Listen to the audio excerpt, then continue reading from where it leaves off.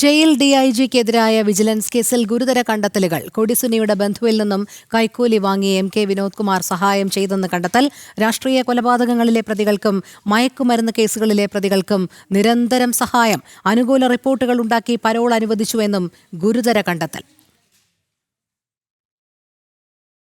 Jail കോഴക്കേസിൽ കേസെടുത്ത് അന്വേഷണം നേരിടുന്ന ജയിൽ ആസ്ഥാനത്തെ ഡിഐജി വിനോദ് കുമാറിനെതിരെയാണ് കൂടുതൽ വിവരങ്ങൾ പുറത്തുവരുന്നത്. ടി.പി. ചന്ദ്രശേഖരൻ വധക്കേസിൽ ശിക്ഷിക്കപ്പെട്ട കൊടിസുനിയുടെ ബന്ധുവിൽ നിന്നും വിനോദ് കുമാർ കൈക്കൂലി വാങ്ങിയെന്നാണ് വിവരം.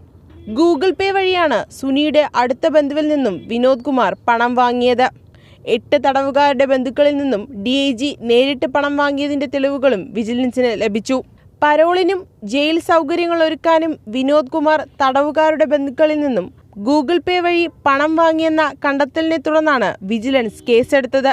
വിയ്യൂർ ജയിലിലെ വിരമിച്ച ഉദ്യോഗസ്ഥനാണ് പണമിടപാടിലെ ഇടനിലക്കാരൻ. ജയിൽ ആസ്ഥാനത്തെ ഡിഐജി വിനോദ് കുമാറിന്റെ വഴിവിട്ട നടപടികൾ മാസങ്ങളായി വിജിലൻസ് നിരീക്ഷിച്ചു വരികയായിരുന്നു. ഭരണ നേതൃത്വവുമായി അടുപ്പമുള്ള ജയിൽ ആസ്ഥാന ഡിഐജി സ്വാധീനം ഉപയോഗിച്ച് ജയിൽ സൂപ്രണ്ടുമാരെയും മറ്റുദ്യോഗസ്ഥരെയും വിരട്ടി കാര്യങ്ങൾ നടത്തുമായിരുന്നു എന്നാണ് വിജിലൻസിന്റെ കണ്ടെത്തൽ.